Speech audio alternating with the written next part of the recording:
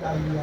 یہ اتنی بری عادت ہے. جو قوم قرآن پر 500 روپے منتھلی نہیں خرچ کر سکتی ہے اور وہ سنیما میں اور موبائل میں اور کھانے میں، عیاشیوں میں، بیڑی سگریٹ میں، جو سب کے سب حرام ہے، گھنٹوں میں ہزاروں خرچ کر دیتے ہیں. اس قوم سے آپ ترقی کی امید رکھیے گا یا وہ قوم حکومت میں آ جائے، یہ ناممکن ہے. جو قوم اپنی کتاب کو خود نہیں سنبھال سکتی، اس کا عزت اور اکرام آپ خود نہیں کر سکتے تو مشرکین کریں گے جس کا ایمان نہیں ہے.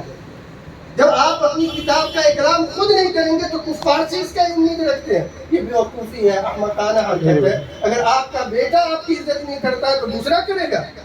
آپ خود قرآن کا اکرام کیجیے، اور اکرام کا پتہ ان عمل سے پتہ لگتا ہے. اس لیے یہ غلطی مت کیجیے کہ فیس بڑھاتے مہینہ پہ مہینہ چڑھا اور پھر نکال لیا. ایڈوانس پیمنٹ کیجیے اور مہنگائی کے حساب سے دیجیے. کم سے کم تو 1000 روپے دینا چاہیے، اور اگر اتنا نہیں کوئی غریب ہے 500 دے، لیکن پابندی سے دے. 100 دے، پابندی سے دے. ہر مہینے دے، ایڈوانس دے. اس میں کوتاہی نہ برتے، کمی بیشی کرے. جو ایک طے کر لے پابندی سے دے. پابندی سے دینا یہ اس بات کی علامت ہوگی کہ آپ واقعی قرآن کی تعلیم کے لیے فکر مند ہیں.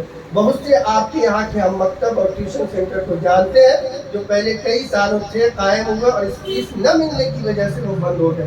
کیا ان کے پاس پیچ نہیں ہے؟ ان کے بیوی بچے نہیں ہیں؟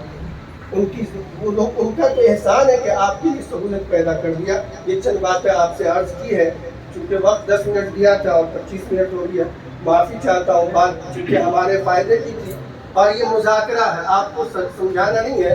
قرآن کا وذکر فإن الذکریٰ تنفع المؤمنین. اے نبی، آپس میں ایک دوسرے کو نصیحت کیجیے. یہ نصیحت کرنا فائدہ دیتا ہے. تو اسی مقصد سے چند زیادہ باتیں کہی گئی. اللہ تعالیٰ سے دعا ہے کہ اللہ ہم سب کو عمل کی توفیق نصیب فرمائے.